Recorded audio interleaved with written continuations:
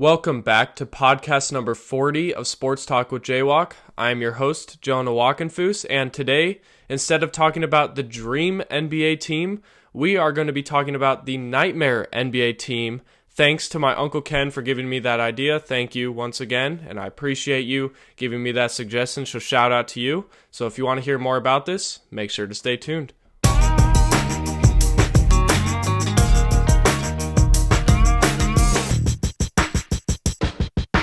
Once again, thank you for tuning in to podcast number 40 of Sports Talk with JWock. And today we're going to be talking about players that have been a nightmare or have had nightmare careers in the NBA. And maybe they even have loads of talent. It just feels like they have had certain issues, whether that's injuries or just off the court stuff that have just led them to just not being great. Once again, thank you, Uncle Ken, for giving me this idea. Shout out to you. I appreciate you giving me that suggestion. But yeah, before we get into this podcast and I kind of talk about those 5 players, have you guys subscribed yet? If you haven't, make sure to go down below, hit the subscribe button, hit the like button, comment below if you want to be a guest, and if I missed out on a player like that should have been on this list. I'm only naming 5 plus an honorable mention, so technically 6. So yeah, comment that down below. You could also message me on Instagram at sportstalkwith_JWock3, and you could message me if you want to be a guest or something, or if you have any suggestions for a future podcast. Check me out on TikTok at sportstalkwithJWock, and check me out on Facebook at JWock. So let's get right into this episode, and I'm going to be talking about all the players that I think have had some issues, and some players you may not want on your team due to certain reasons, whether that's on the court or off the court. So first, I'm going to start off with an honorable mention, Kawhi Leonard. The only reason why I'm having him somewhat on this list is because lately he hasn't been playing much. Earlier on in his career, he has 2 championship rings. Like he was like the main reason why Toronto won.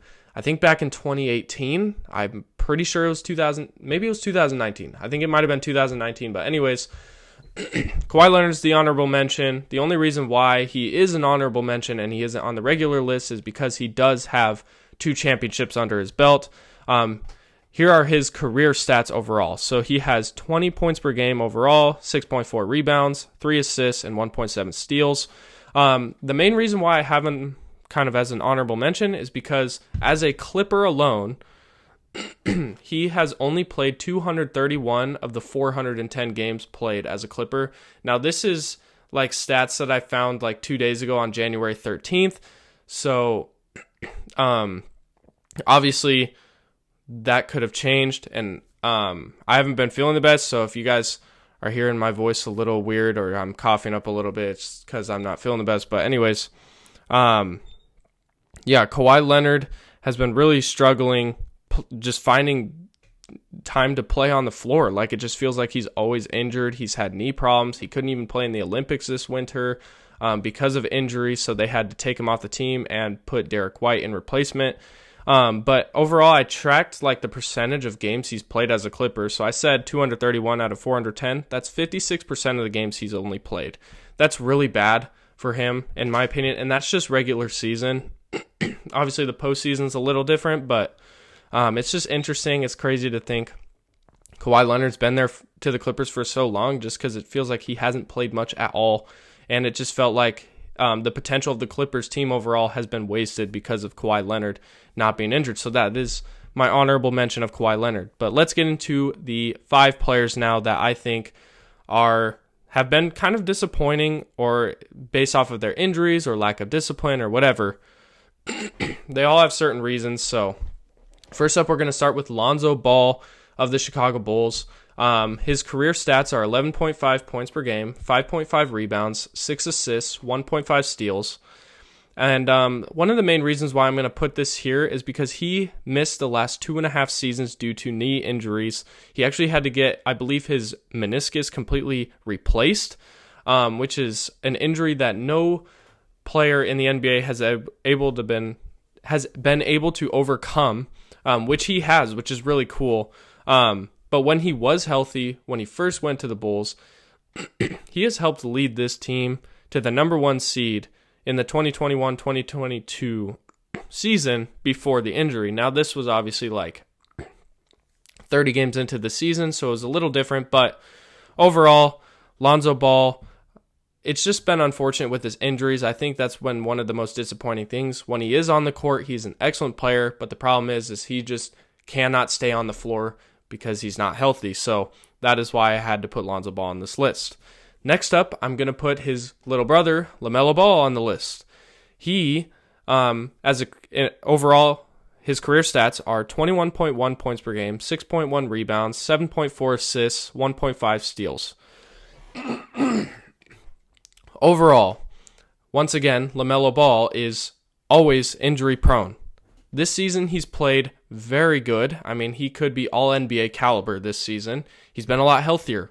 Like Lonzo, I do think LaMelo Ball is a better brother overall, like skill-wise, but like Lonzo, his older brother, he can't stay on the floor. When he is on the floor, he's a very talented player, but he can't stay on the floor. Now, he's only played, I believe, 4 seasons. So, I mean, like, he's still, like, young into his career, but that is causing concerns, like, if he's missing this many games this early on in his career while he's still young. Like, when you get older, you would expect players to miss a lot more games, but it feels like early on in LaMelo's career, he's really struggled at staying on the floor. So, hopefully we can see better play from LaMelo Ball and just more production from him as he continues to keep playing in his career, his young career. So, I mean, I think he has a lot of potential, but if he keeps getting injured, his career could be ended short. So that is the first 2. Let's move on to the next. I have Ben Simmons. I think this is not a surprise to anyone. I think a lot of people would assume that I would put him on here, and it's very much like reasonable. Like Ben Simmons is averaging 13.7 points per game, 7.6 rebounds, 7.4 assists, and one of the main issues why Ben Simmons is on this list is he has played 360 out of 570 total games played. He's played only 63% of the games in his career. I don't know how many games or how many seasons he's played in his career. It's been like at least 6. So, I mean, that is severely disappointing to just see that he is barely above 60% of the games he's played in his career. Once again, he's another highly talented player with high potential, but the problem is he never really worked on his jump shot. We saw all those off-season videos of him taking up jump shots. He was practicing with Rajon Rondo, which, with all due respect to Rajon Rondo didn't have a jumper that well. Like, he didn't have that great of a jumper. Why is Ben Simmons practicing with him? But then when players like JJ Redick try to practice with him and teach him how to become a better shooter, he just doesn't care. Like, it just feels like Ben Simmons doesn't want to learn that. I do have to give him credit, though. His stint on the Brooklyn Nets this season and even like last season, he's been a lot better. His numbers don't look great, but like he has helped push the pace for the Nets. He's been a great playmaker, kind of that guy that maybe doesn't need to score, but he does kind of everything else really well. So Ben Simmons has kind of figured it out as of late, but in all honesty, with the talent he had, and everybody was comparing him to LeBron James a couple years ago, like he has been very disappointing. So that is why I had to put him on this list of nightmares. Next up, we have Zion Williamson, another pretty obvious player a lot of people would guess would be on this list. Zion Williamson overall in his career has averaged 24.6 points per game, 6.5 rebounds, 4.2 assists, and the problem with him, once again, kind of like Ben Simmons, he's played 192 out of 410 games played, which is only 47% of games played in his career, which is really bad. Once again, he's another really highly talented player, has all the potential in the world when he's playing. Like, he's averaging 20 plus points per game when he's on the floor. He's dominant. He's super strong. The problem with Zion is he has a very bad diet, and he also has some bad off the court issues that have kind of held him back as well. I'm not going to mention any of that stuff because obviously that stuff's personal for Zion, and you can search that up on your own if you want to do that. But anyways, I don't really recommend that. Anyways, he was a dominant player coming out of Duke. Like, people were like, this is a generational talented player. Like, he is going to be a dominant force in the NBA, and he just hasn't been because of injuries. And I think that's also because He's young with that big of a body. It's like he hasn't been really taking care of it. When he's, you see these off-season videos where it's like, man, he's got all this muscle, and then you get to the regular season, it's like, why does he look like he gained like 30 pounds? Like, well, I think he's just got a bad diet. And he even mentioned himself, like, he lives in an area where there's really good food, and he loves eating them. Like, he loves eating the food. Like, I don't blame him for some parts, but it's like, you're in the NBA, dude. You got to be able to limit your diet. You can't just rely on people to help your diet out. I mean, you are a professional athlete and you are an adult. Like, make the right decisions if you want to be a pro athlete in the NBA, especially where you need to be really athletic to be in this league, unless your name is Nikola Jokic. But anyways, that's Zion Williamson. And I have one more player for you guys, and that is Joel Embiid. This is not really, like, this could be a controversial take, but personally, I am just like, I get so frustrated with Embiid, but let's get into his career stats. He has, overall, as a career, 27.8 points per game, 11.1 rebounds, 3.6 assists. The one main issue for me with Joel Embiid is he averages 8 to 10 free throws per game.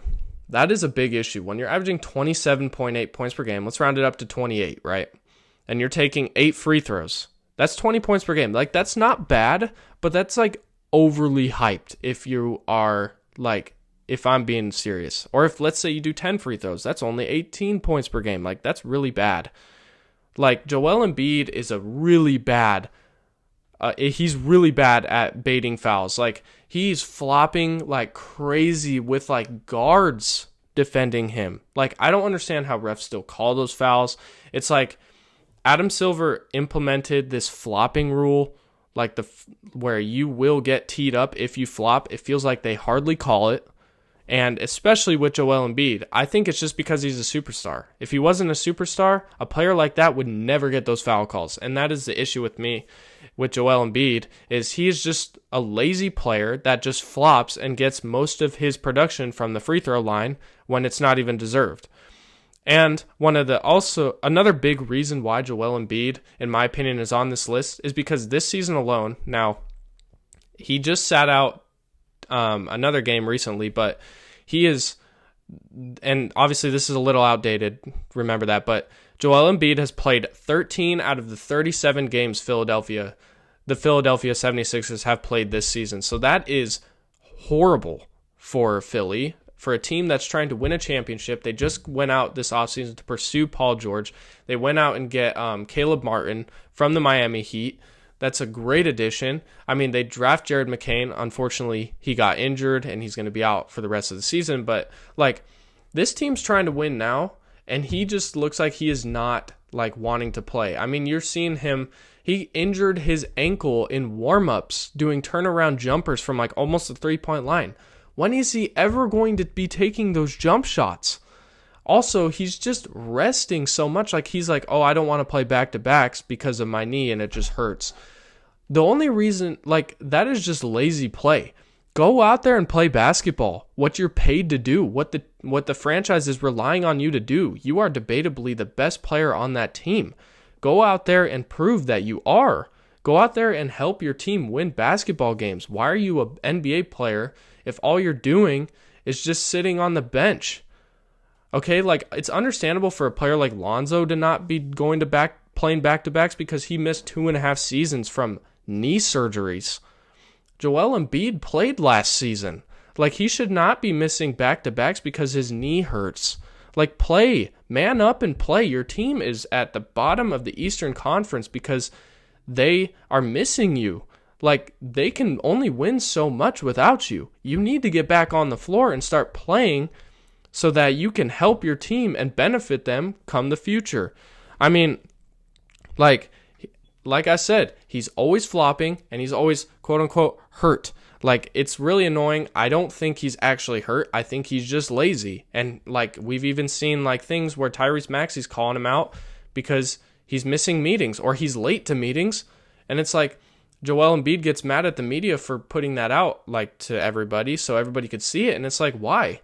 It's your fault for missing the meeting. But anyways, that is my 5 nightmare players in the NBA. Like I said, a lot of these players could turn it around. Like Ben Simmons is honestly, he's fitting in with this role better. Zion's been healthy lately. Lonzo's been back. That's awesome to see. LaMelo's been back. Joel Embiid, once again, sitting on the bench. But, I mean, we'll see what these players can do. I think all 5 of these players, even 6 if you want to consider Kawhi Leonard, they all have immense talent. They're very great players. They just don't play all the time because of injuries or off the court things. So, I mean, that is my 5 nightmare players. That is instead of the dream team, we could consider that the nightmare team. And once again, shout out Uncle Ken. Thank you for that suggestion. I was really struggling finding a topic for this week, so thank you. I appreciate that. But anyways, that's going to be the end of this episode. Once again, if you haven't already, go down below, hit the subscribe button, hit the like button, comment down below if you want to be a guest in upcoming podcast episodes. Comment down below if I missed a player or if you disagree with one of these players. Check me out on Instagram at sportstalkwith_JWock3. Check me out on TikTok at sportstalkwithJWock.